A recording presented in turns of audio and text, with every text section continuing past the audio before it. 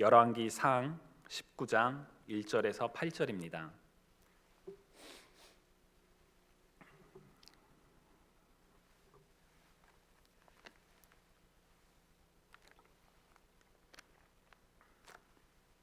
열왕기상 19장 1절에서 8절입니다.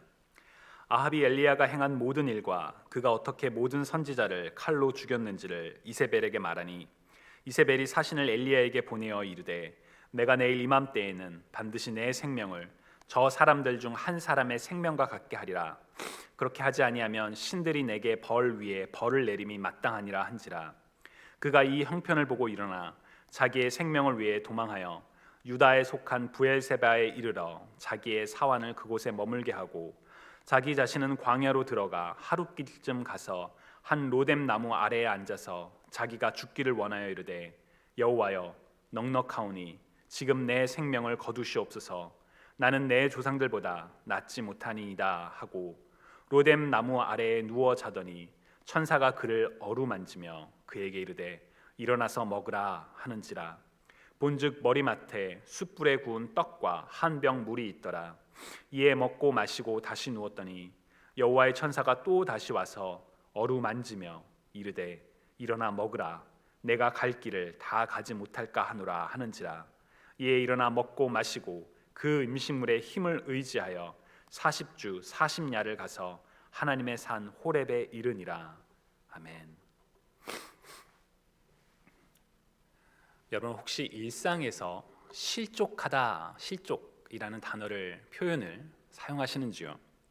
실족하다, 발을 잘못 디딛다 혹은 길을 헛디디다, 그것을 의미하는 단어입니다. 그래서 산길에서 이제 산을 올라가다가 미끄러졌다는 것을 우리 보통 실족하다라는 표현을 사용하기도 하죠. 그렇지만 저는 실족하다, 실족이라는 단어를 들으면 예수님의 말씀이 먼저 떠오릅니다. 예를 들어 마태복음 5장 29절에서 30절을 보시면 만일 내 오른 눈이 너로 실족하게 하거든 떼어내버리라. 내 백체 중 하나가 없어지고 온 몸이 지옥에 던져지지 않는 것이 유익하며 또한 만일 내 오른손이 너로 실족하게 하거든 찍어내어버리라. 내 백체 중 하나가 없어지고 온 몸이 지옥에 던져지지 않는 것이 유익하니라 라고 예수님께서 말씀하신 바 있습니다. 어떤 뜻일까요?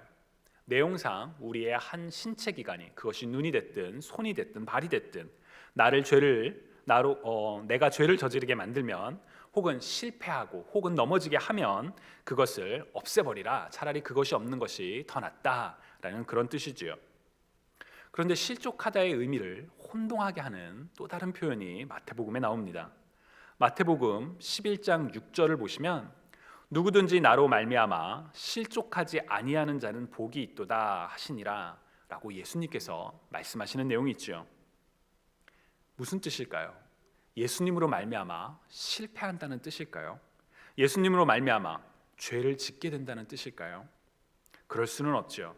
왜냐하면 실족으로 번역된 원어 그리스어에는 사실 조금 더 풍성한 그런 의미가 담겨 있기 때문입니다. 스캔달리조라는 이 단어에는 방해물을 놓아서 길을 막게 하다 혹은 넘어지게 하다 혹은 공격을 받다라는 의미가 담겨 있습니다. 즉 죄를 짓게 하거나 넘어지게 하거나 누군가로부터 공격을 받는 그런 상황을 의미하는 단어가 스캔달리조입니다. 즉 누군가에 의해서 어떠한 행동이 강제되는 상황, 본인의 의지와 상관없이 일어나는 그런 뉘앙스가 바로 이 스캔달리조, 실족으로 번역된 단어에 담겨 있습니다. 신약 성경에서 이 단어는 실족으로 번역이 됩니다. 구약 성경에도 실족이라는 단어가 등장합니다.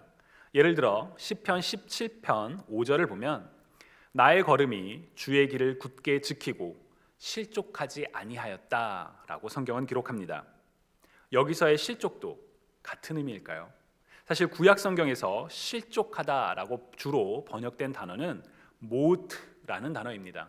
그런데 이 단어는 흔들리다, 미끄러지다라는 의미가 담겨 있습니다.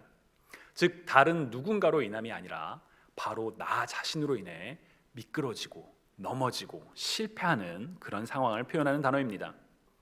그런 점에서 구약과 신약에서의 실족이라는 표현은 원어가 다를 뿐만 아니라 행동의 주체가 누구냐라는 질문과 함께 각각의 단어를 다르게 해석할 수 있는 그런 의미가 담겨 있습니다. 쉽게 말하면 신약의 실족 스캔달리조는 다른 누군가에 의해서 넘어지게 되는 상황이고, 구약의 실족 모트는 나 자신으로 인해 흔들리고 넘어지게 되는 상황을 가리킵니다. 그렇다면 우리가 실족하다, 실족했다라는 표현을 했을 때 과연 누구로 인해 실족하고 있는지 우리는 진지하게 고민해 봐야 합니다. 여러분의 인생에서 여러분은 실족해 보신 적이 있으신지요? 누구로 인해 실족을 하셨습니까? 여러분이 믿고 의지했던 누군가의 배신으로 인해서, 혹은 누군가의 악함으로 인해서 공경에 혹은 넘어짐을 당하셨었는지요? 아니면 바로 우리 자신의 생각과 행동으로 인해 실족함을 경험하셨었는지요? 어떤 경우에는 명확하고 또 어떤 경우에는 책임 소재를 이렇게 따지는 것이 쉽지 않을 때가 있습니다. 그렇다면 오늘 본문의 엘리야는 어떠했을까요? 오늘 본문 어디에서도 엘리야가 실족했다라는 표현은 없습니다. 그러나 저는 오늘 우리가 읽은 열왕기상 19장 전반부에서 엘리야가 실족했다라고 생각합니다. 그 증거는 3절과 4절입니다. 먼저 3절을 보시면 그가 이 형편을 보고 일어나 자기의 생명을 위해 도망하여 유다에 속한 부엘세바에 이르러 자기의 사환을 그곳에 머물게 하였다라고 기록하고 있습니다. 열왕기상 17장을 보시면 하나님께서는 길르앗에 거주하는 디셉 사람 엘리야를 불러 아합에게 가서 이스라엘의 하나님 여호와께서 살아계심을 두고 맹세하노니 내 말이 없으면 수년 동안 비도 이슬도 내리지 않을 것이다 라고 선포하게 하십니다. 아합은 당시 북이스라엘의 왕으로, 아합과 그의 아내인 이세벨은 북이스라엘 전역에 바알 신앙을 퍼뜨린 인물들이었습니다. 이스라엘의 지도자, 리더로서 공동체가 바로 설 수 있도록 좋은 길을 제시하고 장려해야 하는데 그렇게 하지 아니하고 오히려 이스라엘의 하나님으로부터 이스라엘이 멀어지게 만드는 악한 리더였지요. 즉 아합과 이세벨은 이스라엘을 실족하게 하는 리더였습니다. 그래서 하나님께서는 엘리야를 보내셨습니다. 특히나 당시 바알은 비를 관장하는 신으로 사람들에게 생각되었기 때문에 하나님께서는 비가 오지 않도록 하게 함으로써 진정한 신은 바알이 아니라 바로 하나님이심을 알려주고자 하셨습니다. 엘리야가 아합에게 비가 오지 않을 것이다 라고 선포한 이후에 엘리야는 하나님의 말씀을 따라 피신을 갑니다. 처음은 요단 동편의 그릿 시냇가로, 그 다음에는 하나님의 말씀을 따라 시돈 지역의 사르밧으로, 그리고 3년이 넘은 시간이 흐른 뒤에 다시 하나님의 말씀을 따라 아합에게, 곧 북이스라엘의 수도였던 사마리아로 향하게 됩니다. 이 3년의 시간 동안, 엘리야가 숨어 지내던 3년의 시간 동안 아합은 엘리야를 찾아 죽이고자 했습니다. 열왕기상 18장 10절을 보시면 아합이 엘리야를 찾아 죽이기 위해 안 방문한 지역과 나라가 없으며 만약 엘리야가 거기에 없다라고 사람들이 말한다면 그 말이 사실이라고, 진실이라고 맹세까지 시킬 정도였습니다. 그만큼 아합은 엘리야를 죽이는 일에 간절했습니다. 왜냐하면 엘리야의 말대로 북이스라엘에 비가 내리지 않았고, 그래서 나라가 어렵고, 그래서 나라의 지도자인 자신의 체면과 위신이 어려웠기 때문입니다. 진정한 리더라면 이런 상황에서 자신의 잘못을 돌아보고, 특히나 하나님이 아닌 우상을 섬겼던 자신의 잘못을 돌아봐야 하는데 아합은 자신의 잘못을 생각하기보다는 엘리야에게 모든 책임을 돌리며 엘리야를 죽이고자 했던 것이지요. 자신을 죽이려고 전국 방방 곳곳을 뒤집고 다니는 아합의 소식을 들었던 엘리야는 어떠한 마음이었을까요? 엘리야가 3년 동안 어떠한 마음으로 숨어 지냈었는지 성경은 기록하고 있지 않습니다. 그러나 지난 토요 기도회에서 함께 나누었던 것처럼 엘리야는 아직 이루어지지 않은 일에 대해 믿음으로 확신하며 하나님을 찬양했을 것이라고 믿습니다. 특히나 3년이라는 시간이 지난 뒤에 하나님께서 아합에게 가라고 했을 때 망설이지 않고 심지어 아합에게 제발 가면 안 돼요, 당신은 죽을 겁니다 라고 붙잡는 오바댜 앞에서도 망설임 없이 내가 하나님의 말씀대로 가야 한다, 아합에게 가야 한다 라고 이야기하는 믿음의 인물이었기 때문입니다. 그러나 오늘 본문에서 엘리야는 아합의 아내였던 이세벨, 이스라엘의 바알 우상 숭배를 퍼뜨렸던 바로 그 이세벨이 자신을 죽이려는 것을 알고 도망을 갑니다.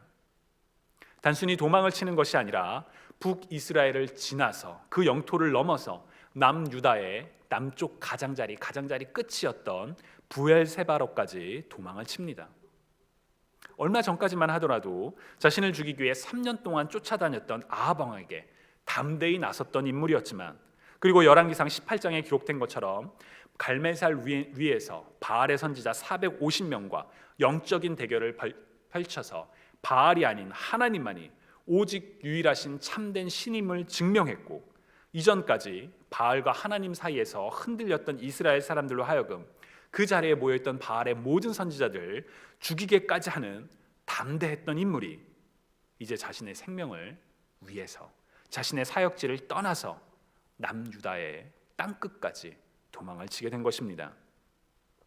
그동안의 엘리야의 믿음, 그동안의 엘리야의 선지자로서의 경력, 모든 것을 뒤로 한 채 말이죠. 바로 이런 점에서 저는 엘리야가 실족했다라고 생각합니다. 엘리야가 실족했다라고 생각하는 또 하나의 중요한 근거는 4절입니다. 자기 자신은 광야로 들어가 하룻길쯤 가서 한 로뎀 나무에 앉아서 자기가 죽기를 원하여 이르되 여호와여 넉넉하오니 지금 내 생명을 거두시옵소서. 나는 내 조상들보다 낫지 못하나이다. 여기서 넉넉하다라는 표현은 하나님 제가 풍족합니다 그런 의미가 아니라 It is enough, 이제 그만, 이제 충분하잖아요 라는 그런 탄식과 같은 표현입니다. 하나님의 말씀을 따라 어디로든, 심지어 자신을 죽이려고 하던 아합에게 2번이나 갔었던 엘리야가 이제는 하나님께 자신을 죽여달라고 합니다. 그만큼 하나님과의 관계에서 멀어졌고, 그만큼 하나님을 더 이상 신뢰할 수 없게 된 것이지요. 한때는 믿음의 인물이었으나 이제 실족한 것입니다. 왜 이런 일이 일어났을까요? 왜 그 믿음의 인물 엘리야가 실족하게 되었을까요? 가스펠 프로젝트에서는 4가지 이유를 제시합니다. 하나는 엘리야가 관점을 잃어버렸기 때문이라고 이야기를 합니다. 바로 다른 말로 하면 엘리야가 가진 관점이 근시안적으로 바뀌었기 때문이라는 것이지요. 엘리야는 분명 갈멜산에서 바알 선지자들과 영적인 대결을 벌여서 극적인 승리를 거두고 그 자리에 모였던 바알 선지자들을 모두 제거하는 놀라운 영적인 승리를 경험을 했습니다. 그러나 인생은 단 한 번의 승리가 끝이 아니라 아직도 가야 할 길이 많다라는 것을, 그런 거시적인 관점을 놓쳐버린 것이지요. 2번째 이유는 엘리야는 하나님의 말씀을 따르는 헌신을 잃어버렸기 때문이라고 합니다. 열왕기상 17장과 18장에서 엘리야는 하나님의 말씀이 있을 때 하나님의 말씀을 따라 그릿 시냇가로 사르밧으로 사마리아로 이동을 했습니다. 그러나 열왕기상 19장에서 엘리야는 하나님의 말씀을 듣기 전에, 하나님과 동행하기 전에 자신이 먼저 두려워 도망을 쳤습니다. 하나님의 뜻보다 자신의 뜻이 먼저 앞섰던 것이지요. 3번째로 엘리야는 하나님의 위대하심에 대한 비전을 잃어버렸습니다. 그릿 시냇가에서 까마귀로 먹을 것을 공급하셨던 하나님, 사르밧의 한 과부의 집에서 양식이 떨어지지 않도록 하며 죽었던 아들이 살아나게 하며, 그리고 심지어 갈멜산에서 재물은 물론 제단과 장작과 땅 위에 흥건히 적셨던 물에도 불구하고 여호와의 불이 하늘로부터 내려와 그 모든 재물과 땅을 불살랐던 그 기적을 눈으로 직접 보고 경험했지만 악한 이세벨의 으름장 앞에서 그는 하나님의 전능하심을 놓치고 말았던 것이지요. 마지막으로 엘리야는 자신의 삶의 목적과 소명을 잃어버렸습니다. 하나님의 부르심을 따라 소명을 놓쳐버리고 이제 죽음만을 갈구하는 그런 실족한 인물이 된 것이지요. 엘리야가 왜 이렇게 되었을까요? 다른 누군가로 인함인가요? 1차적으로는 우리는 엘리야를 죽이겠다고 했던 이세벨을 지목할 수가 있습니다. 이세벨의 위협 앞에서 엘리야는 이세벨로 말미암아 실족했다는 것이지요. 그러나 정말 이세벨 때문일까요? 거시적으로 보면 상황은 변한 적이 없습니다. 열왕기상 17장, 18장에서 아합은 엘리야를 죽이려고 했습니다. 온 나라를 찾아다녔지요. 단지 엘리야를 죽이려고 했던 인물이 아합에서 이세벨로 바뀌었을 뿐 엘리야의 생명이 위협받는 순간들은 그대로였습니다. 변한 것은 엘리야였지요. 앞서 소개해드렸던 4가지 이유들 모두 엘리야 자신의 변화였습니다. 자신이 기대했던, 자신이 바랬던 일들이 그때 일어나지 않자 엘리야는 실족했던 것입니다. 그런데 엘리야의 실족이 엘리야만의 문제였을까요? 아니요. 우리 모두도 언제 어디서든 엘리야처럼 바로 그런 실족을 경험할 수도 있습니다. 내 인생에서 과거의 어느 한 시점에 하나님을 뜨겁게 예배하고 하나님을 만났던 그 경험으로 말미암아 내 인생에 아무런 문제가 없고 내가 나와 하나님의 관계가 괜찮다라고 착각한다면 우리는 엘리야처럼 실족하게 될지도 모릅니다. 바로 그렇기 때문에 우리는 어제의 신앙이 아니라 바로 오늘 하나님을 만나는 오늘의 신앙을 살아가야만 합니다. 우리의 삶에 엘리야처럼 어느 한순간에는 하나님의 말씀을 귀 기울이고 순종하고 정말 열심을 다해 살았다 할지라도 지금 내가 하나님의 말씀에 귀 기울이지 아니하고 지금 내가 하나님의 말씀에 순종하지 아니하고 다만 내 뜻과 내 판단대로 살아간다면 엘리야처럼 실족하는 순간이 우리의 인생에 올지도 모릅니다. 하나님께서 과거에 행하셨던 일 그리고 아직 일어나지는 않았지만 반드시 행하실, 이루어질 하나님의 구원을 확신하지 못하고 살아간다면 우리는 엘리야처럼 실족할지도 모릅니다. 그래서 우리의 시선은 우리의 상황이 아니라 바로 하나님을 향해야만 합니다. 마태복음 14장에서 예수님을 따라 물 위를 걷던 베드로가 물에 빠지기 시작했던 바로 그 순간은 베드로가 그동안 바라보고 있던 예수님을 놓치고 주변의 상황, 바람 소리를 보며 흔들리는 물길을 봤던 바로 그 순간이었습니다. 지금 당장 사망의 음침한 골짜기로 다닐지라도 주의 지팡이와 막대기가 나를 안위하시기에 내가 해를 두려워하지 않습니다 라는 다윗의 고백이 바로 우리의 고백이 되었으면 좋겠습니다. 엘리야는 하나님의 사람이었습니다. 하나님의 말씀에 귀 기울이고 말씀대로 순종하며 말씀을 담대히 전했던 믿음의 선한 사람이었습니다. 그러나 엘리야의 그런 선함에도 불구하고 엘리야에게는 아합과 이세벨처럼 자신의 아집과 생각대로 엘리야를 괴롭히고 핍박하는 인물들이 있었습니다. 자기 나름의 의를 가지고서 자신에게 주어진 권력을 가지고 말이지요. 엘리야보다 더 위대했던 예수님은 어땠을까요?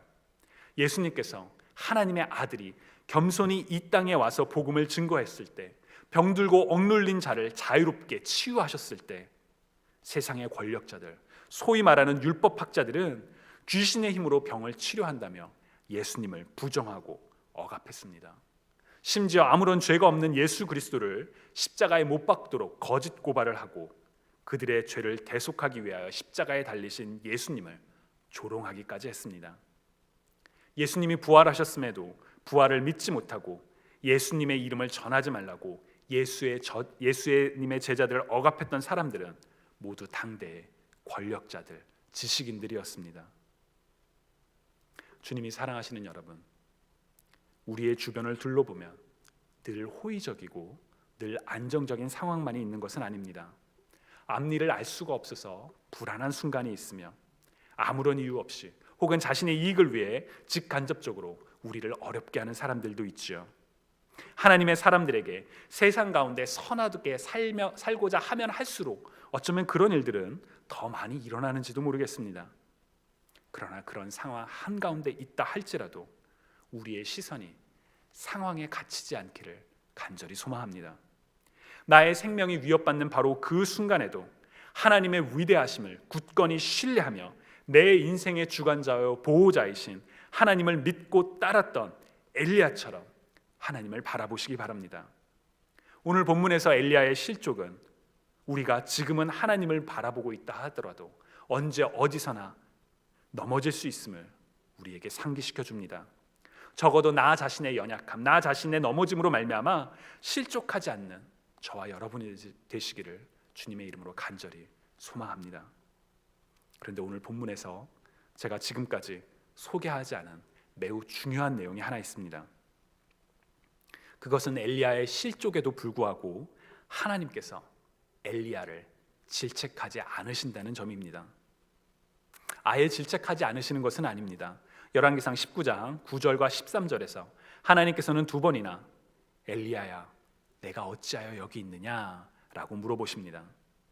하나님의 말씀을 따라 담대히 북이스라엘에게, 악한 우상 숭배에 빠져있는 이스라엘 민족에게, 그런 악행을 조장하고 있는 아합과 이세벨에게 경고와 심판을 선포해야 할 선지자가 왜 이곳 이스라엘이 아닌 광야의 끝쪽인 호렙산에 와 있는지 하나님께서 물어보십니다. 그러나 하나님께서는 이렇게 물어보시기 전에 하나님은 먼저 사랑으로 다가오십니다.